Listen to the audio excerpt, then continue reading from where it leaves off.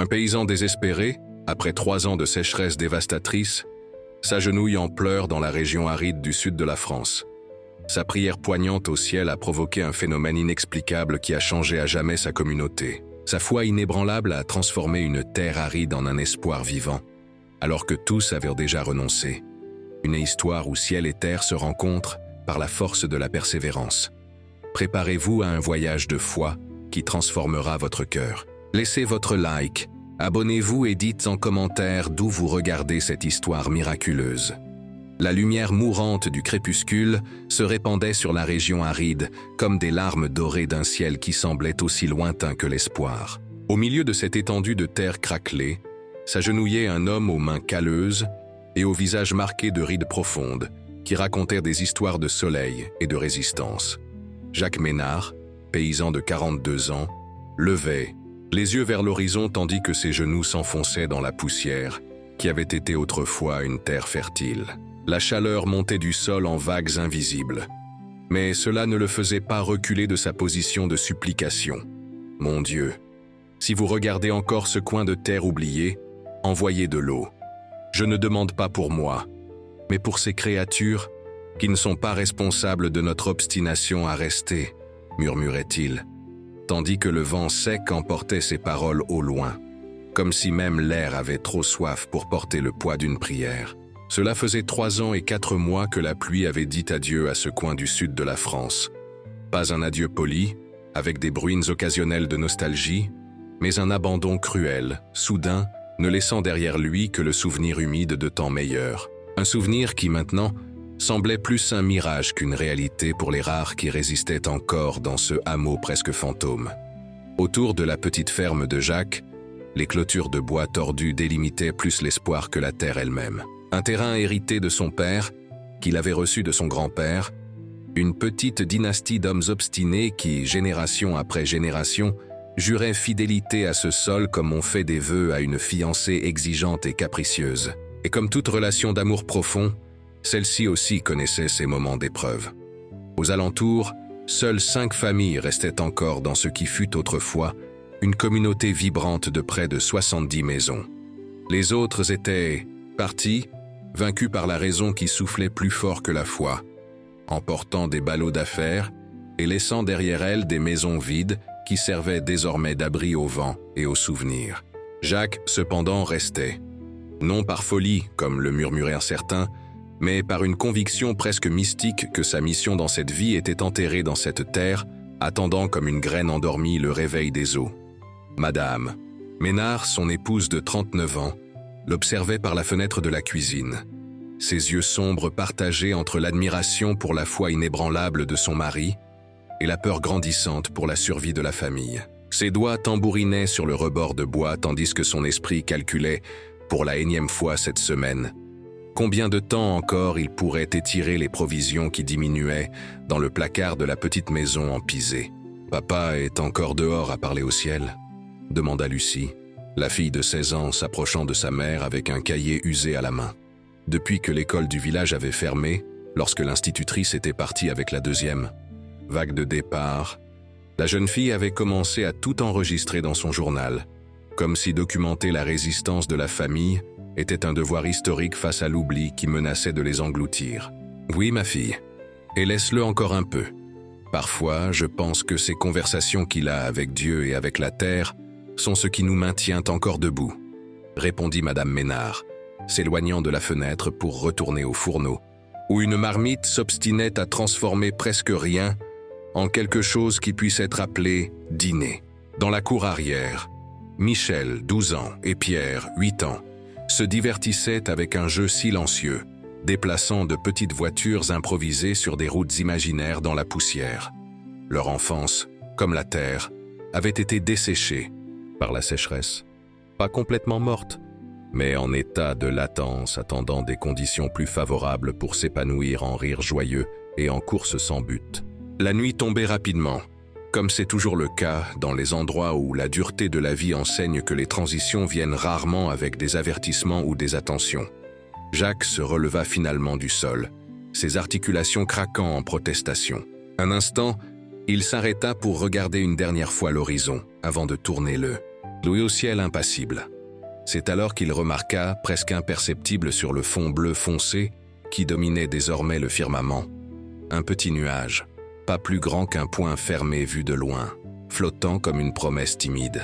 « Est-ce que le Seigneur m'écoute vraiment ?» murmura-t-il pour lui-même, craignant que toute parole prononcée à voix haute ne puisse effrayer ce minuscule signe d'espoir. Le cœur battant un peu plus fort, il se retourna et se dirigea vers la maison, décidé à ne rien mentionner, à sa famille pour ne pas semer d'attentes qui pourraient ou ne pas fleurir. Cette nuit fut comme tant d'autres ces dernières années, un repas modeste, des conversations économiques en mots mais riches en silences significatifs, et des prières partagées autour de la table avant que chacun ne se retire dans son coin de repos.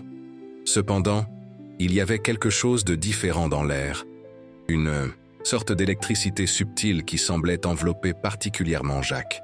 Peut-être était-ce juste le souvenir visuel de ce petit nuage. Peut-être était-ce la fatigue brouillant la frontière entre désir et réalité.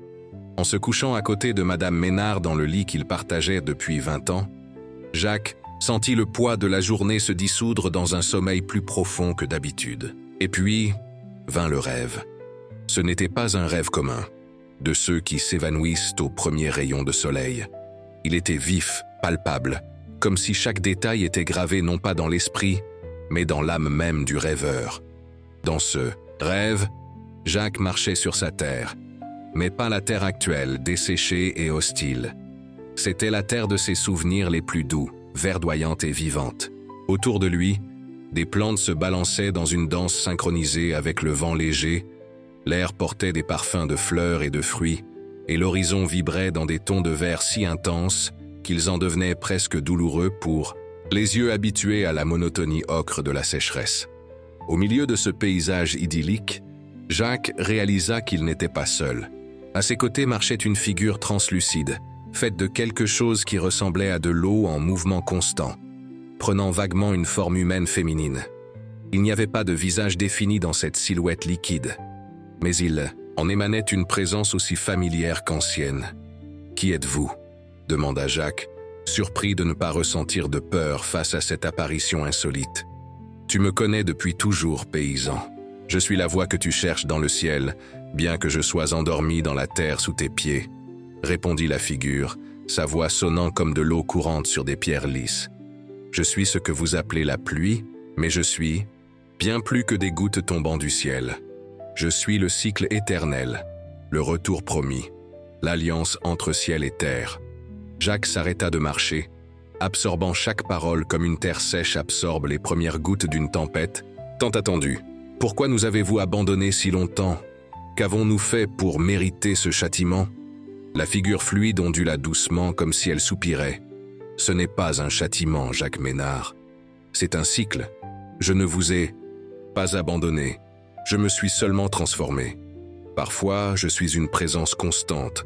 D'autres fois, je suis une absence nécessaire. La Terre a autant besoin des périodes d'abondance que des périodes de pénurie pour se renouveler véritablement. Mais 3 ans, c'est trop long pour tout renouvellement. Les gens partent, les animaux meurent, même les plantes les plus résistantes abandonnent, argumenta Jacques, sentant un nœud se former dans sa gorge. La figure s'approcha davantage, et Jacques sentit une fraîcheur inexplicable en émaner. C'est pourquoi je suis ici à te parler. Parmi tous ceux qui sont restés, tu es le seul qui continue à me parler même sans réponse apparente. Le seul qui me voit encore non seulement comme une solution à la soif, mais comme une vieille compagne de ce voyage. Et que puis-je faire?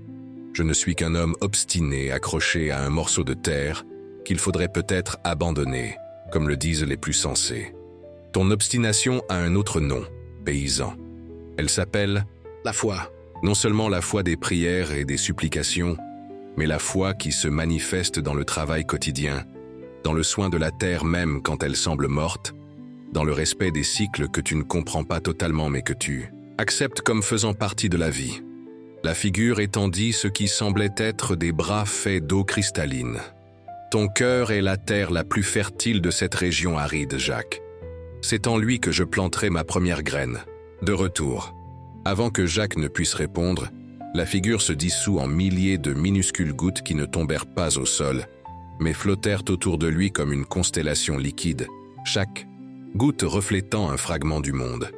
Et puis, une à une, les gouttes commencèrent à pénétrer dans sa poitrine, exactement là où battait son cœur, chacune apportant une sensation de fraîcheur et de renouveau qui se répandait dans tout son corps.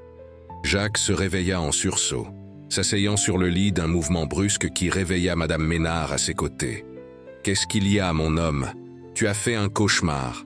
demanda-t-elle, la voix rauque de sommeil tandis que ses yeux essayaient de s'adapter à la pénombre de la chambre. « Non, ma femme, c'était un beau rêve, différent de tout ce que j'ai jamais rêvé, » répondit-il, sentant encore l'écho de cette fraîcheur particulière dans sa poitrine.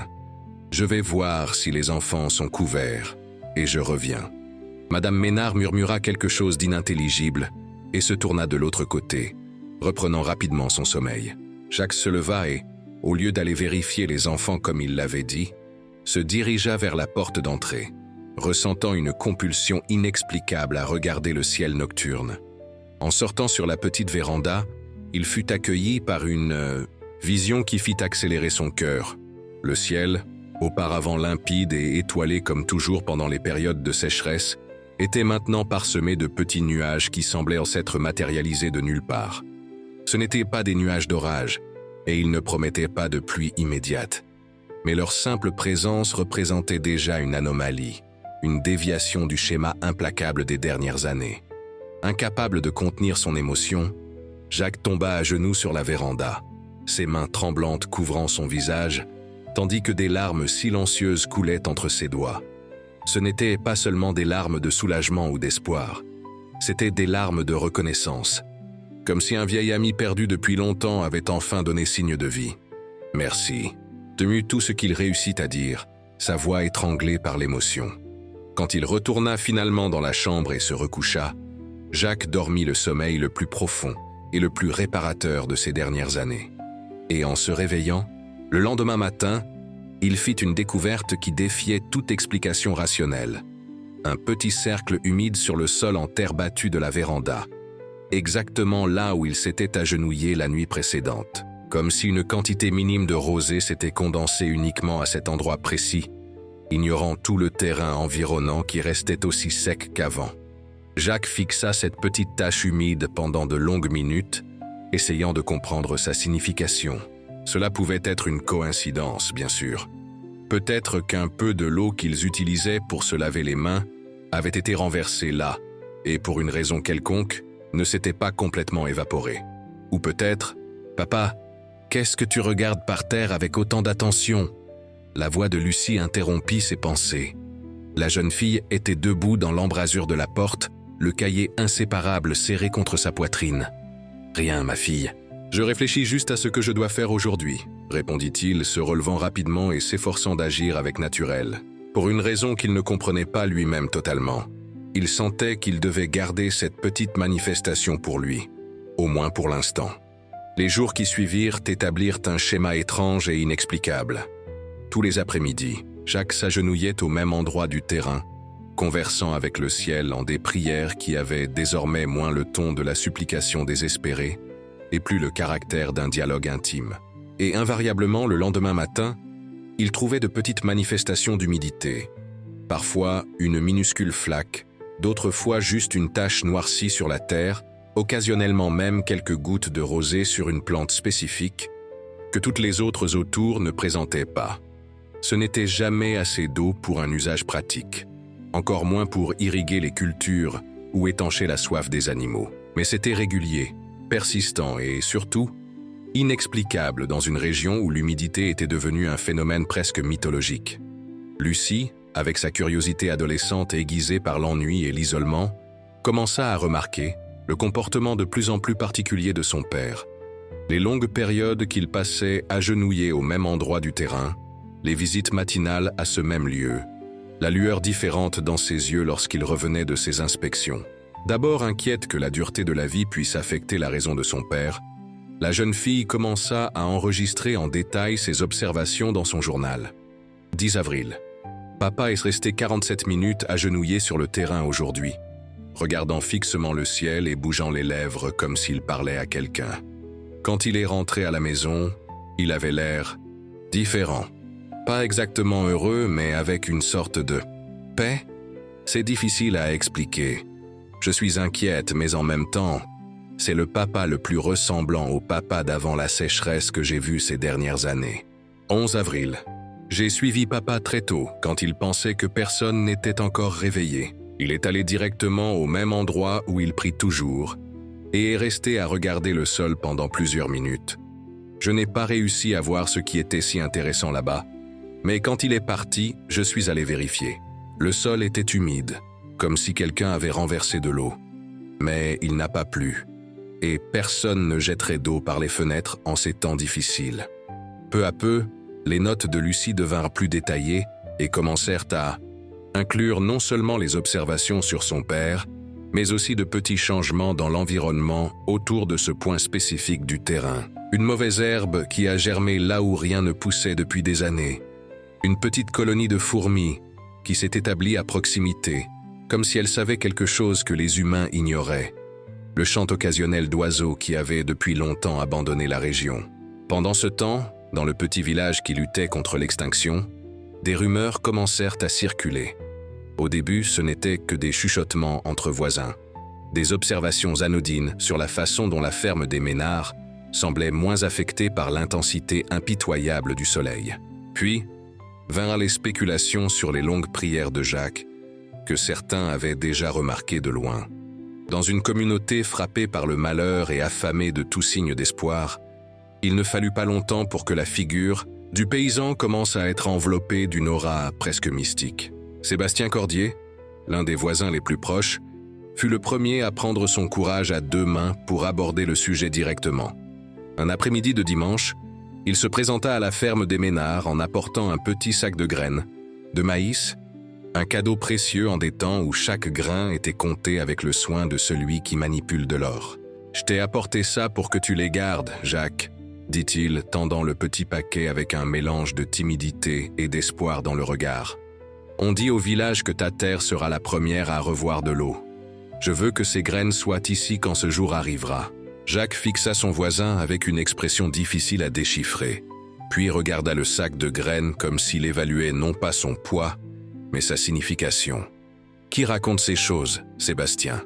demanda-t-il finalement, sa voix neutre, ne confirmant ni ne niant les rumeurs. « Tout le monde et personne, tu sais comment c'est, » répondit l'homme, détournant légèrement le regard. « Les gens remarquent des choses, ils commentent, et en ces temps difficiles, tout signe de changement devient un sujet de conversation. » Jacques acquiesça lentement, acceptant finalement le cadeau. « Merci pour ta confiance.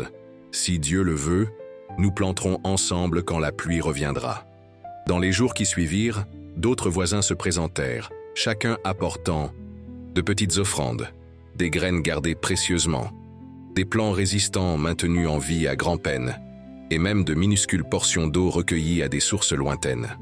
Personne ne mentionnait directement les rumeurs selon lesquelles Jacques serait un communicateur de la pluie, comme certains l'appelaient déjà à voix basse, mais chaque cadeau était remis avec un regard chargé d'attente et de foi.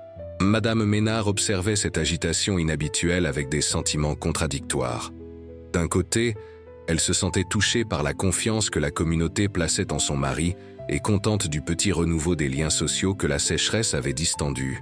De l'autre, elle craignait que tout ce brouhaha ne nourrisse des espoirs impossibles à satisfaire, tant chez les gens que chez Jacques lui-même.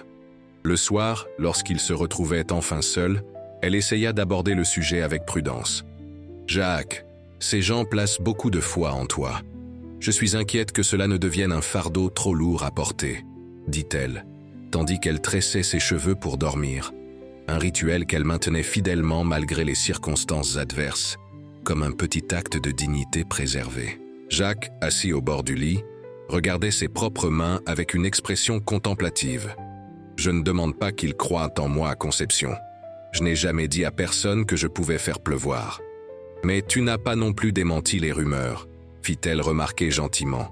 « Et ces choses étranges qui se produisent. Les cercles humides, les plantes qui germent là où rien ne poussait.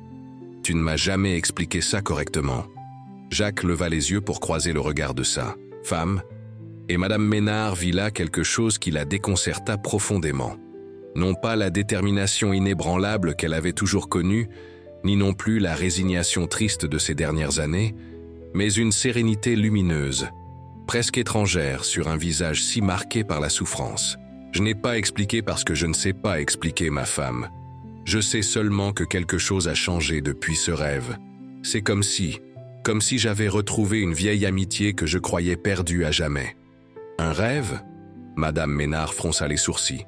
Quel rêve est-ce que tu ne m'as jamais raconté ?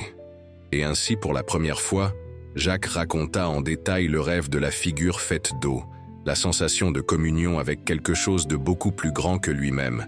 Et là, promesse d'un retour qui viendrait non pas comme une explosion soudaine d'abondance, mais comme un réveil progressif de la terre endormie. Madame Ménard écouta tout en silence, son visage passant par une succession d'expressions, initialement sceptiques, puis perplexes, finalement rendues à une possibilité qui défiait toute logique pratique, mais qui parlait directement à la partie la plus ancienne et intuitive de son âme. « Tu penses que je deviens fou ?» demanda Jacques quand il eut terminé son récit, sa voix trahissant une vulnérabilité rare.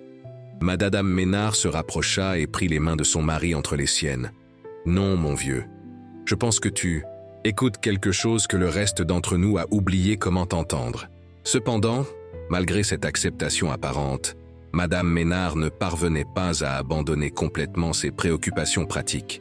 Tandis que Jacques semblait de plus en plus immergé dans sa connexion mystérieuse avec les éléments, elle continuait à planifier secrètement une éventuelle sortie.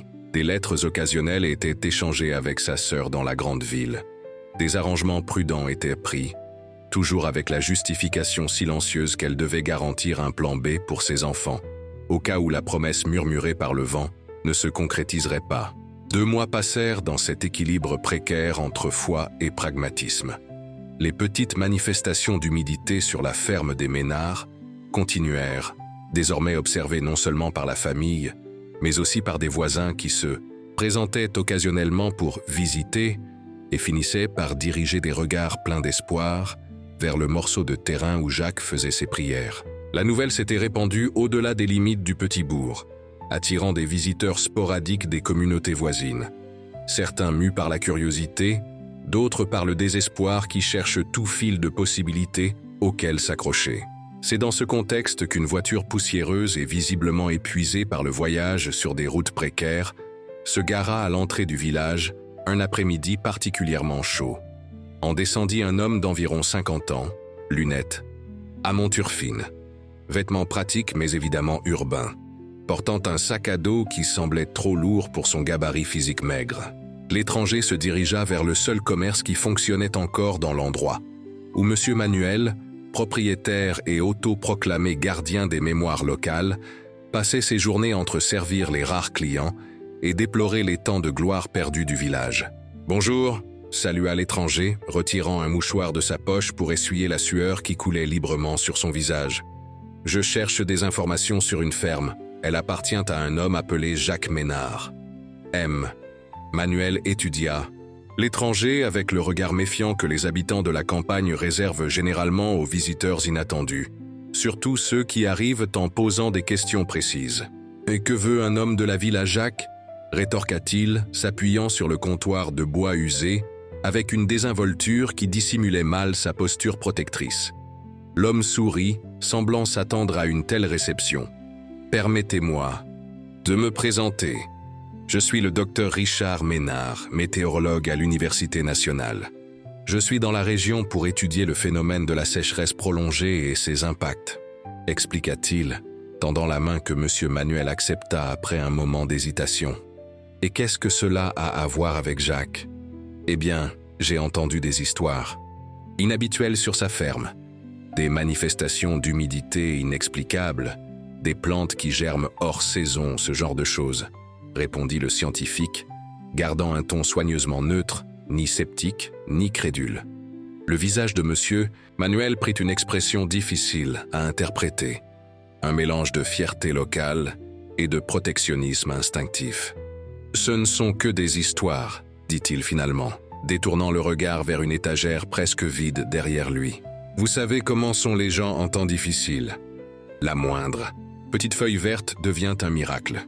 Le docteur Richard acquiesça patiemment. Je comprends parfaitement. Mais malgré tout, j'aimerais rencontrer M. Ménard. Purement à des fins de recherche académique, bien sûr. Nous recueillons des témoignages sur la façon dont les familles font face à la sécheresse.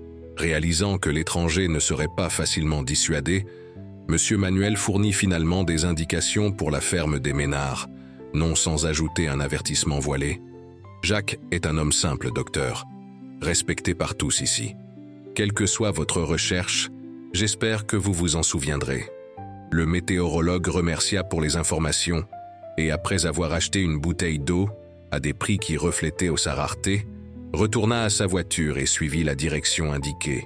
L'arrivée du docteur Richard à la ferme des Ménard coïncida avec l'un de ces moments quotidiens où Jacques s'agenouillait à son endroit habituel de prière. De l'intérieur de la voiture, le scientifique observa avec intérêt professionnel la scène. Un homme visiblement usé par les difficultés matérielles, mais dégageant une sorte de dignité sereine, en communication silencieuse avec le ciel implacablement bleu au-dessus.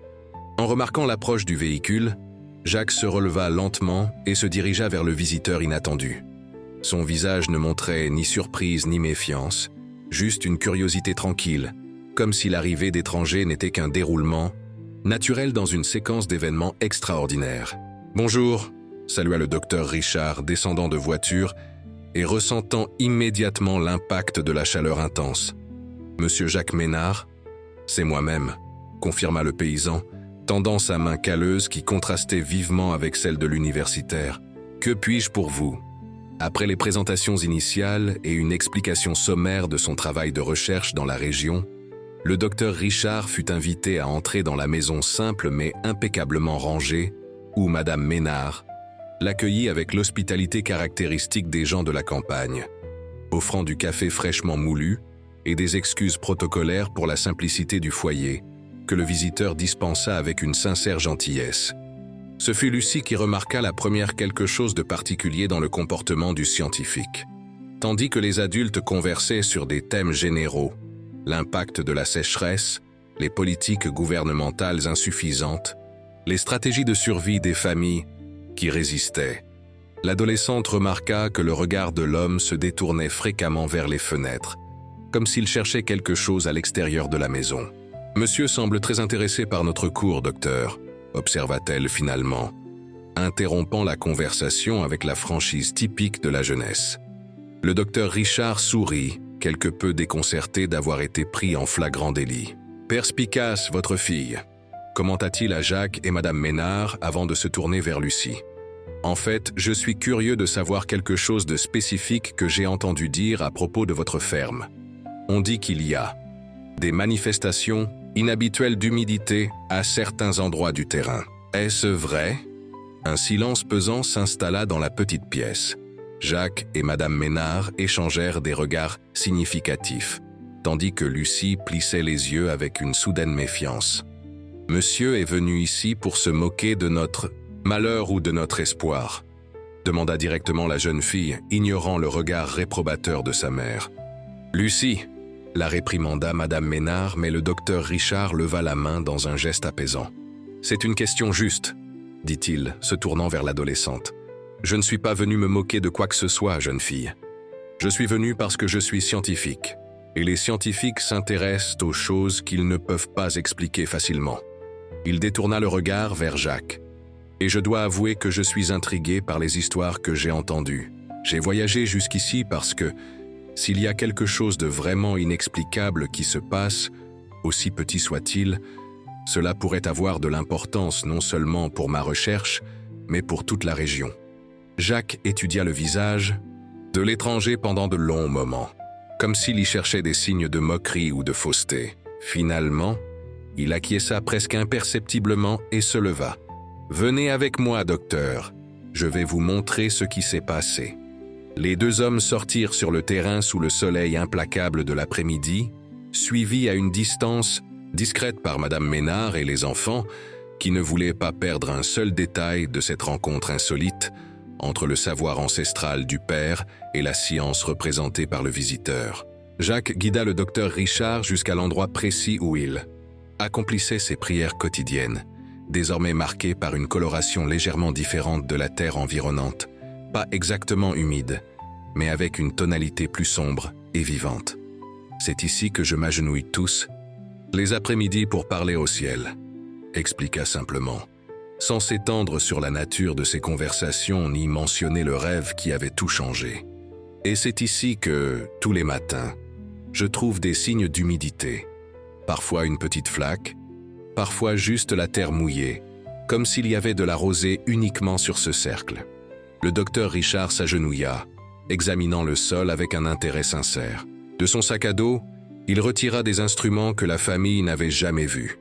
Un petit appareil qui mesurait la température de la surface, un autre qui analysait l'humidité relative de l'air, et un troisième qui recueillait des échantillons de sol pour analyse ultérieure. Incroyable, murmura-t-il plus pour lui-même que pour les autres, après avoir effectué quelques mesures préliminaires. La température du sol à cet endroit précis est d'environ 3 degrés inférieure à celle des zones environnantes. Et l'humidité relative de l'air, ça n'a absolument aucun sens. Qu'est-ce qui n'a pas de sens, docteur ? Demanda Michel qui s'était approché davantage, sa curiosité infantile surmontant sa timidité initiale. Le docteur Richard leva les yeux vers le garçon, puis regarda toute la famille réunie, réalisant le poids de la responsabilité de ses paroles à ce moment-là. C'est comme s'il y avait un microclimat complètement différent exactement à cet endroit, expliqua-t-il, essayant de simplifier des concepts complexes. Une bulle de conditions atmosphériques qui défie le modèle de la région. C'est comme une île d'humidité dans un océan de sécheresse. C'est bien ou mauvais ? Questionna Pierre, le plus jeune, faisant brièvement sourire tout le monde avec la simplicité directe de sa question. C'est extraordinaire, répondit le scientifique, se relevant et regardant Jacques avec une expression renouvelée de respect. Monsieur Ménard, j'aimerais installer des équipements de mesure continue à cet endroit, si vous le permettez. Des capteurs qui enregistreraient les conditions climatiques au fil du temps, envoyant des données à nos ordinateurs à l'université. Cela nous aiderait à comprendre ce qui se passe ici. Et comment cela aiderait-il à faire revenir la pluie ? Demanda Lucie, conservant toujours sa posture protectrice envers sa famille. Le docteur Richard sourit, appréciant la perspicacité de la jeune fille. La science offre rarement des réponses immédiates, jeune fille. Mais comprendre des phénomènes climatiques inhabituels peut nous mener à des éclairages importants sur les modèles plus larges qui affectent toute la région. Si nous parvenons à comprendre pourquoi ce morceau de terre spécifique maintient des caractéristiques différentes de l'environnement, peut-être pourrons-nous extrapoler ces connaissances à des applications plus larges. L'explication semblait honnête, mais laissait encore planer une sensation d'incomplétude. Il y avait plus de questions que de réponses, plus de mystère que de clarté.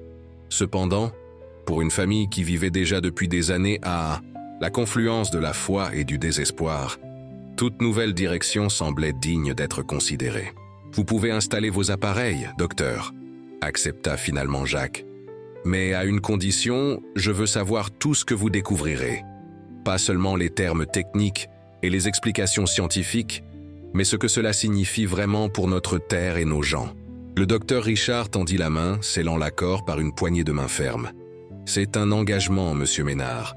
La science sans traduction pour la vie réelle n'est qu'un exercice de vanité intellectuelle. » Dans les jours qui suivirent, la ferme des Ménard se transforma en un petit laboratoire à ciel ouvert. Des équipements sophistiqués furent installés, non seulement à l'endroit précis des prières de Jacques, mais aussi à divers endroits autour à des fins de comparaison. Le docteur Richard, initialement prévu de rester seulement 2 jours, finit par prolonger son séjour dans la petite auberge du village, fasciné par les lectures inexplicables que ces instruments captaient. Ce qui avait commencé comme une visite motivée par la curiosité scientifique se transforma en une étude sérieuse qui attira bientôt l'attention de la communauté académique. 2 semaines après l'installation des équipements, 2 autres chercheurs arrivèrent dans la région, apportant des instruments encore plus avancés et une avalanche de terminologie technique qui laissait les habitants locaux à la fois impressionnés et confus. Ils parlent difficile mais ne savent pas expliquer le simple, commenta M. Manuel un après-midi, tandis qu'un groupe d'habitants se réunissait au commerce pour discuter des nouvelles. Tout cet attirail et il n'arrive toujours pas à dire quand la pluie revient. Mais au moins maintenant, il croit que quelque chose se passe vraiment, argumenta Sébastien Cordier. Ce n'est plus seulement l'imagination de paysans désespérés, comme disaient les techniciens du gouvernement qui sont venus ici au début de la sécheresse. Tandis que la communauté débattait des significations et des implications des recherches, la présence des scientifiques finit par générer un effet collatéral inattendu. L'attention médiatique. Un reporter d'un journal régional, flairant une histoire hors du commun, apparut sans prévenir et transforma bientôt le phénomène météorologique inexplicable en une manchette sensationnaliste. Paysans parlent à la pluie. Miracle. Ou anomalie climatique. Le reportage, bien que rempli d'imprécisions et d'exagérations, se répandit rapidement sur les canaux de communication, atteignant finalement des médias plus importants. En quelques jours, la ferme des Ménards cessa d'être uniquement un objet d'étude scientifique pour se transformer en un lieu de pèlerinage. Des gens des communautés voisines, également touchés par la sécheresse, commencèrent à apparaître en nombre croissant, certains apportant des bouteilles vides dans l'espoir de recueillir un peu de l'eau miraculeuse, d'autres voulant simplement toucher le sol où le miracle se produisait. Jacques assistait à cette agitation avec un mélange de perplexité et d'inconfort. Il n'avait jamais cherché l'attention ou proclamé une quelconque compétence spéciale. Il n'était qu'un homme qui refusait de renoncer à sa terre et qui, par un hasard du destin ou par une connexion mystique qu'il ne comprenait pas lui-même totalement, avait trouvé une forme de communication avec quelque chose de plus grand que lui-même. « Ça devient une foire, Jacques », commenta Madame Ménard un matin, observant par la fenêtre un nouveau groupe de visiteurs qui approchait.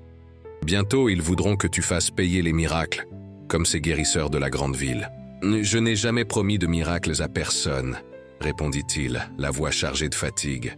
« Je voulais juste prendre soin de notre terre et apporter de l'eau à notre famille. Je sais, mon vieux, mais les gens ont besoin de croire en quelque chose. Et il est plus facile de croire en un homme qu'ils peuvent voir et toucher qu'en des forces invisibles qui semblent les avoir abandonnés. » La situation atteignit un nouveau palier lorsque, 6 mois après l'installation des premiers équipements de mesure, le docteur Richard revint d'un de ses voyages périodiques à l'université en apportant des nouvelles surprenantes. Des images satellites avaient détecté un schéma particulier de formation de nuages au-dessus de la zone qui englobait la ferme des Ménards et ses environs. « Ce ne sont pas seulement les instruments au sol, monsieur Ménard », expliqua le scientifique, tendant des photographies imprimées qui montrèrent des taches blanches contrastant avec le bleu dominant. « Il y a une formation constante d'humidité dans l'atmosphère au-dessus de votre ferme, qui défie tous les modèles météorologiques connus. C'est comme si quelque chose réorganisait les molécules d'eau dans l'air, créant un schéma que les experts décrivent comme mathématiquement impossible à se produire naturellement. Qu'est-ce que cela signifie en termes pratiques, docteur ?» demanda Jacques, regardant les images avec plus de confusion que de compréhension. Le docteur Richard respira profondément, comme quelqu'un qui se prépare à dire quelque chose qu'il sait qui sera mal reçu. Cela signifie que ce phénomène a dépassé les frontières de la curiosité scientifique régionale. La communauté académique internationale s'y intéresse. Et malheureusement, cela signifie aussi que des intérêts commerciaux ont les yeux rivés sur ce qui se passe ici. La prédiction du scientifique se concrétisa plus rapidement que quiconque aurait pu l'imaginer. Moins de 2 semaines après cette conversation, un convoi de voitures luxueuses se gara à l'entrée de la ferme des Ménards. En descendirent des hommes en costume, malgré la chaleur implacable, portant des mallettes et des expressions qui tentaient de paraître amicales, mais ne parvenaient pas à cacher entièrement l'avidité calculatrice dans leur regard. « Monsieur Ménard ?» s'approcha le chef apparent du groupe, un homme d'une 50aine d'années aux cheveux gris impeccablement peignés. Charles Dubois, directeur de l'innovation chez AgriFutur. « J'aimerais discuter d'une proposition qui pourrait transformer non seulement votre vie, mais toute cette région. » Ainsi commença ce que Lucie décrirait plus tard dans son journal comme l'encerclement des vautours en costume. AgriFutur, l'une des plus grandes entreprises agroalimentaires du pays, avait développé un intérêt soudain pour le phénomène Ménard comme on l'appelait déjà dans les cercles d'affaires. La proposition initiale semblait tentante. Acheter toutes les terres autour de la ferme de Jacques à des prix bien supérieurs au marché. Construire un centre de recherche météorologique de dernière génération et engager Jacques lui-même comme consultant spécial pour étudier scientifiquement sa capacité apparente à influencer les conditions climatiques locales. Imaginez, monsieur Ménard, argumentait Charles Dubois, assis dans le salon simple de la famille comme s'il était dans une salle de réunion d'entreprise. Si nous parvenons à comprendre et éventuellement à reproduire ce qui se passe naturellement sur votre ferme, nous pourrions développer des technologies capables d'atténuer les effets des sécheresses dans tout le sud de la France. Ce serait une révolution pour le Midi. Jacques écoutait tout en silence, son visage impassible comme la surface d'un lac par jour sans vent. À ses côtés, Madame Ménard serrait les mains avec force, partagée entre l'éblouissement par les sommes mentionnées et la méfiance instinctive face à des promesses trop belles pour être vraies dans sa réalité connue. Et qu'arriverait-il à nos voisins ? Demanda finalement Jacques. À la communauté qui a résisté toutes ces années ? Charles Dubois sourit, un sourire qui n'atteignait pas ses yeux. Ils seraient généreusement indemnisés pour leur propriété. Monsieur Ménard, ils pourraient recommencer dans des endroits avec de meilleures infrastructures, des écoles pour les enfants, des hôpitaux adaptés. N'est-ce pas ce que tout le monde veut ? Une vie meilleure ? Une vie différente n'est pas forcément une vie meilleure, monsieur Dubois, répondit Jacques, se levant lentement comme quelqu'un qui met fin à une audience.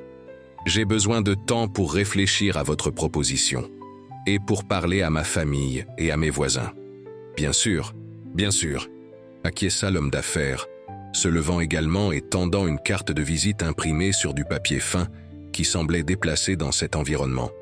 Prenez votre temps. Mais rappelez-vous que des opportunités comme celle-ci frappent rarement 2 fois à la porte. Après le départ des dirigeants, un silence dense s'installa dans la maison des Ménard. Ce fut Lucie qui finit par le briser, sa voix tremblant légèrement entre indignation et peur. Ils veulent transformer ce qui se passe ici en affaires, n'est-ce pas ? Ils veulent emballer et vendre ce que nous-mêmes ne comprenons pas correctement. Jacques acquiesça lourdement, regardant toujours la carte de visite dans sa main calleuse. « C'est ce qu'il semble, ma fille. Et tu envisages leur proposition ?» Il me demanda l'adolescente, ses yeux fixés sur son père comme si elle essayait de voir à travers lui. « J'envisage toutes les possibilités, » répondit Jacques après un moment, « y compris ce qui pourrait arriver si nous refusons. » Nouvelle de la visite d'Agrifutur et de sa proposition se répandit dans le village comme une traînée de poudre. En quelques heures, la communauté se divisa en 2 factions passionnées. Ceux qui voyaient dans la proposition une bouée de sauvetage économique pour des familles qui survivaient depuis des années sur la ligne ténue de la subsistance, et ceux qui craignaient que la société ne soit intéressée qu'à exploiter le phénomène à des fins lucratives, sans réelle préoccupation pour le bien-être local à long terme. Étonnamment, ce fut Madame Ménard qui émergea comme la voix la plus forte contre la proposition de l'entreprise. La même femme qui, des mois auparavant, planifiait secrètement la fuite de la famille vers la grande ville, organisait maintenant des réunions avec les voisins dans la cuisine de sa maison, articulant des arguments contre la vente des propriétés. « Ils ne veulent pas aider la région aride », disait-elle, avec une éloquence qui surprit même ceux qui la connaissaient depuis des décennies. Ils veulent breveter la pluie, ils veulent entourer le ciel de barbelés et faire payer l'entrée. Et quand le spectacle sera terminé, quand ils auront aspiré jusqu'à la dernière goutte de connaissance ou de mystère de ce qui se passe ici, ils partiront en ne laissant que des promesses vides et des contrats remplis de petites lignes. Tandis que la communauté bouillonnait de débats, Lucie poursuivait ses observations méticuleuses, désormais avec un intérêt renouvelé. En relisant ses notes des derniers mois, la jeune fille commença à remarquer un schéma qui avait échappé même aux scientifiques avec leurs instruments sophistiqués.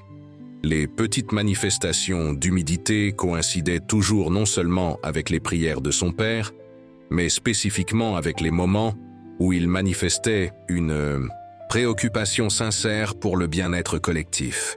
Il n'y eut jamais de réponse quand il demandait des avantages uniquement pour lui ou sa famille.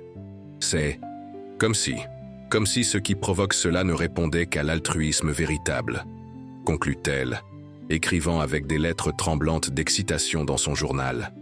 Il ne s'agit pas de technique ou de méthode ou d'un don spécial. Il s'agit d'intention, de connexion. Pendant ce temps, la pression d'Agrifutur s'intensifiait. Des représentants de l'entreprise commencèrent à négocier individuellement avec les voisins, offrant des sommes croissantes pour leurs propriétés et peignant des scénarios séduisants d'un avenir prospère, loin de cette réalité aride.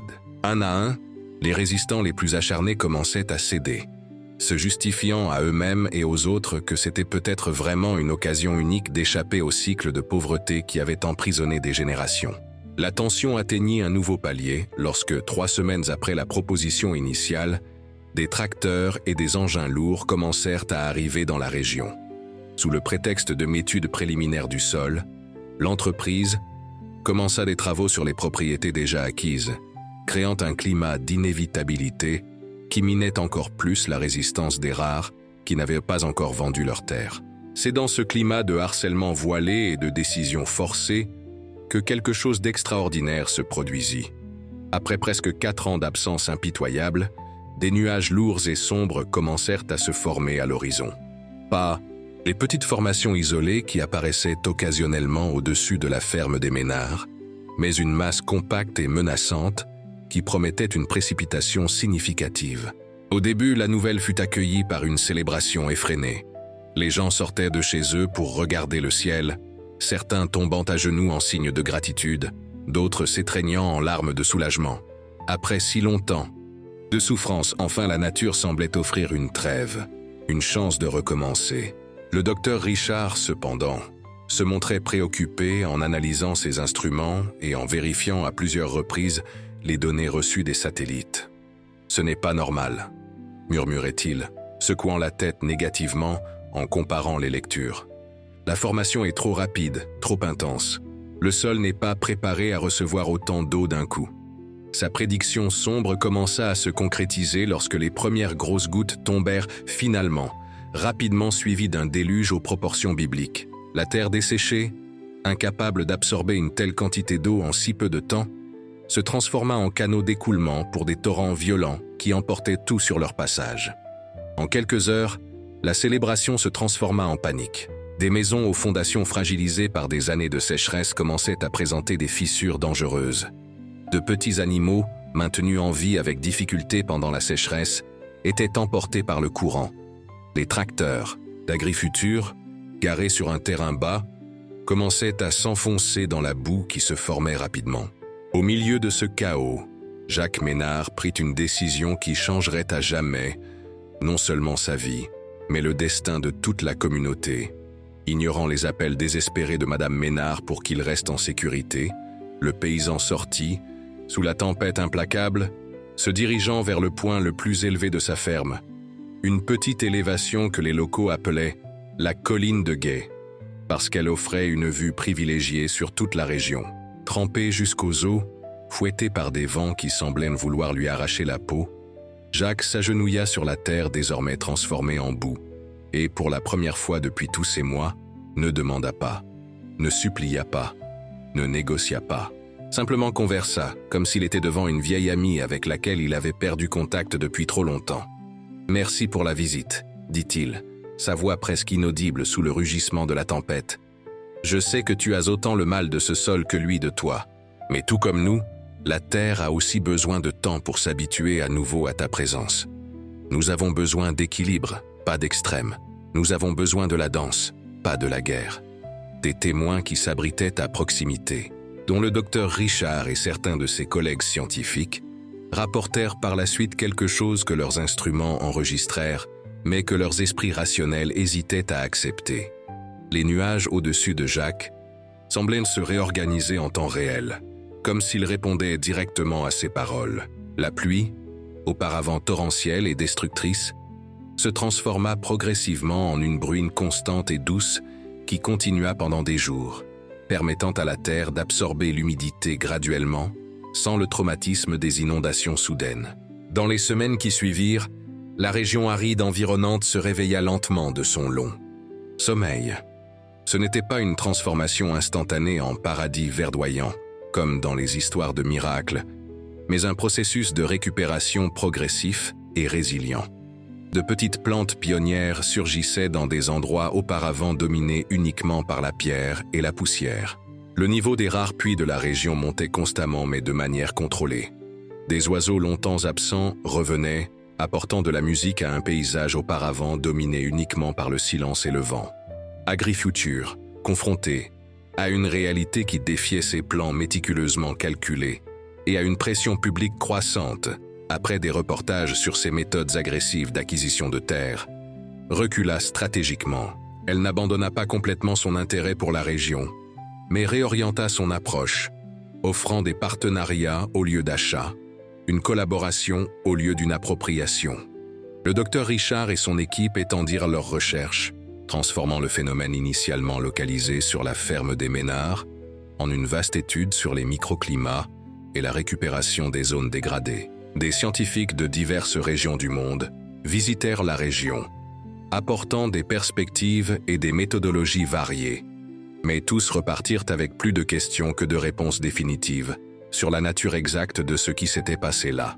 Jacques, restant fidèle à sa nature humble et pragmatique, refusa d'être traité comme une figure messianique ou une célébrité scientifique.